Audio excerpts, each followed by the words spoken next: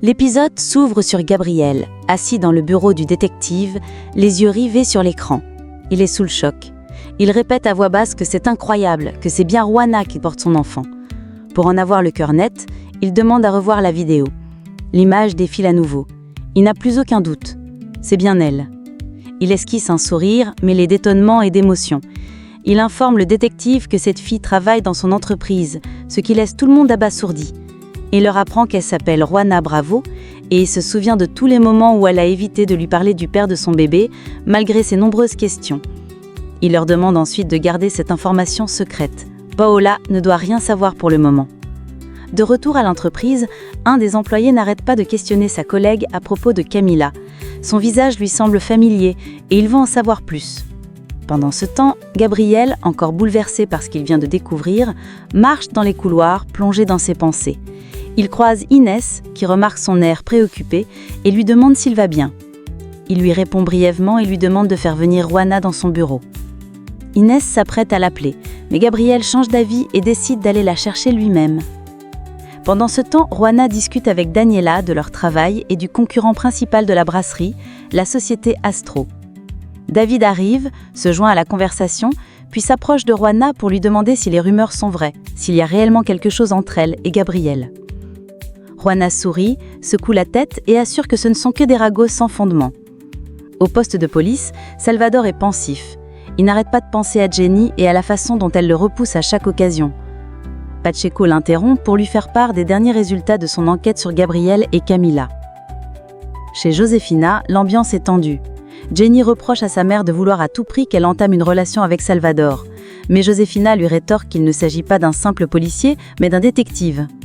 Excédée par l'insolence de sa fille, elle retire une de ses chaussures et la lance dans sa direction. Jenny s'enfuit en riant. À l'entreprise, Camila croise Juana et lui demande sur un ton sec qui l'a engagée ici et à quel poste elle travaille. Juana lui répond calmement qu'elle a été recrutée par Enriqueta pour occuper un poste de graphiste. Camila insiste, demande si Gabriel est au courant. Daniela intervient pour préciser que ce sont Enriqueta et David qui ont pris la décision. Mais Camila ne décolère pas. Elle dit à Juana de ne pas la prendre pour une idiote, affirmant l'avoir vue se promener dans le jardin avec Gabriel, comme deux amoureux. Daniela tente d'intervenir, mais Camila commence à insulter Juana, la traitant de profiteuse. Juana la regarde droit dans les yeux et lui répond qu'elle ne lui permet pas de l'insulter. Camila, provocante, lui demande si elle compte tout raconter à Gabriel. Avant de partir, elle suggère à Juana de se concentrer sur son appareil photo et de rester loin de Gabriel. Elle s'éloigne, laissant Juana blessée et silencieuse. Daniela s'approche pour réconforter sa amie, lui conseillant d'ignorer les paroles venimeuses de Camila. Chez elle, Paola est sous la douche. Elle semble troublée. Le téléphone sonne. C'est Camila. Elle l'informe que la photographe dont elles ont parlé a commencé à travailler dans l'entreprise, ce qui la met très mal à l'aise. Paola tente de garder le calme et lui demande de réfléchir avant d'agir. Dans son bureau, Enriqueta est plongée dans des recherches en ligne sur Felipe. Brusquement, Gabriel entre et lui demande où est Juana. Surprise, elle ferme rapidement la page avant de lui répondre. De son côté, Juana confie à David qu'elle tient à son travail, mais qu'elle ne veut pas devenir un problème pour Gabriel. Ils discutent jusqu'à ce que Daniela les interrompe. La conversation dérive sur les menaces de Camila. Juana, blessée, ramasse ses affaires et annonce qu'elle ne peut pas continuer à travailler dans ces conditions. Elle préfère partir que de se laisser humilier. Enriqueta arrive à ce moment précis et lui annonce que Gabriel souhaite la voir immédiatement dans son bureau. Assis à son bureau, Gabriel est absorbé dans ses pensées. Il repense au jour où il avait conseillé à Juana de parler avec le père de son enfant. Elle avait alors refusé fermement, affirmant qu'elle ne voulait pas qu'un homme intervienne entre elle et son bébé. On frappe à la porte. Gabriel va ouvrir. Juana entre, visiblement tendue, et lui dit qu'Enriqueta lui a dit qu'il la cherchait. Il l'invite à s'asseoir et lui demande comment elle va. Juana répond qu'elle va bien. Gabriel hésite, puis lui dit qu'il aimerait lui parler de quelque chose. Mais Juana l'interrompt. Elle lui dit qu'elle sait exactement ce qu'il veut lui dire. Elle commence à parler, le regard baissé, la voix tremblante. Elle explique que rien de tout cela n'était prévu.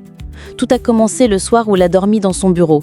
Ce soir-là, elle l'a observé dormir et a ressenti quelque chose qu'elle n'avait jamais ressenti auparavant. Elle ajoute qu'il y a eu beaucoup de rumeurs à propos de cette nuit et qu'elle a passé des jours à convaincre les gens qu'il ne s'était rien passé. Mais tous lui répètent que ses yeux brillent quand elle parle de lui et elle ne peut plus le cacher. Gabriel la regarde perplexe et lui demande de quoi elle parle. Elle lui dit qu'elle est enceinte et qu'il est un homme marié, donc c'est impossible. Gabriel, décontenancé, lui répond qu'il ne comprend pas. Juana poursuit en disant qu'elle croit être folle amoureuse de lui. Il la fixe, surpris, incapable de dire un mot. Pendant ce temps, Camila entre dans le bureau d'Enriqueta. Elle lui dit qu'elle aimerait avoir accès aux données personnelles de l'entreprise pour pouvoir mieux choisir ses collaborateurs. Enriqueta, sans se méfier, lui donne la clé d'accès et lui dicte le mot de passe. Dans le bureau de Gabriel, Juana termine sa déclaration. Elle dit qu'elle sait que ses sentiments ne sont pas réciproques et qu'elle a probablement ruiné leur amitié. Gabriel essaye de l'interrompre, lui demande de l'écouter, mais elle ne lui laisse pas le temps. Elle s'excuse, se lève brusquement et quitte la pièce bouleversée. Peu après, Camila appelle Paola et lui dit qu'elle a enfin obtenu l'adresse personnelle de Juana et qu'elle va la lui envoyer. Paola le remercie. Une fois l'appel terminé, elle annonce à son père qu'elle part pour une campagne publicitaire. Son père la regarde et lui demande de ne pas s'inquiéter pour cette photographe, ajoutant qu'il est prêt à s'en occuper si elle devient un problème. Paola le remercie et le serre dans ses bras. À l'entreprise, Daniela est choquée en apprenant que Juana a avoué ses sentiments à Gabriel. Daniela lui explique qu'elle n'avait pas le choix. David avait tout compris et comptait le dire à Gabriel. Elle voulait le devancer. Daniela lui demande ce que Gabriel a répondu. Juana dit qu'elle n'a pas voulu lui laisser l'occasion de parler, car elle n'a aucune expérience en amour. Elle conclut qu'elle est stupide et que sa mère avait raison de lui dire qu'elle ne devait pas travailler ici. Avant de partir, elle demande à Daniela de remercier Enriqueta de lui avoir donné une chance. Puis elle quitte l'entreprise, suivie de son ami. Au même moment, Carlos entre dans le bureau de Gabriel et lui demande s'il va bien. Gabriel lui avoue qu'il avait engagé un détective privé pour retrouver la femme qui avait été inséminée par erreur. Carlos, curieux, demande s'il l'a retrouvée et si elle a gardé le bébé. Gabriel confirme. Elle est toujours enceinte. Carlos lui demande alors s'il la connaît. Gabriel répond simplement que c'est Juana Bravo. Carlos est sidéré. Il demande s'il s'agit bien de la jeune femme qui travaille avec eux. Gabriel acquiesce. Carlos s'enquiert de sa réaction à elle lorsqu'elle a appris la vérité. Gabriel avoue qu'il n'a pas pu lui en parler. Elle est venue la première, mais pour lui faire une confession. Elle lui a dit qu'elle était amoureuse de lui. Carlos le regarde, sérieux, et lui dit que la vraie question maintenant est de savoir ce que lui ressent. Mais Gabriel, silencieux, refuse de répondre. Au même moment, Juana rentre à la maison en larmes. Elle se précipite dans les bras de sa mère et lui dit qu'elle avait raison. Elle n'aurait jamais dû accepter de travailler à la brasserie. Entre deux sanglots, elle avoue avoir révélé ses sentiments à Gabriel. Jenny, touchée, l'enlace tendrement pour la réconforter. Josefina arrive à son tour, visiblement inquiète. Mais Jenny la devance. Elle lui dit que Juana a besoin de repos, qu'elle est enceinte et épuisée. Josefina n'insiste pas, comprenant que quelque chose de profond blesse sa fille. À l'entreprise, Gabriel confie à Carlos qu'avec Juana, il se sent libre. Il sourit, disant qu'il s'amuse vraiment avec elle, qu'il peut être lui-même. Carlos lui rappelle qu'il est son oncle et qu'il peut tout lui dire. Leur conversation est interrompue par Enriqueta, qui entre dans le bureau avec une expression grave. Elle leur annonce que Daniela vient de l'informer que Juana a renoncé à son poste. Gabriel se lève d'un bond. Il répète que ce n'est pas possible et quitte immédiatement l'entreprise pour aller chez Juana. Enriqueta, perplexe, demande à Carlos ce qu'il se passe, mais il répond simplement qu'il n'en sait rien.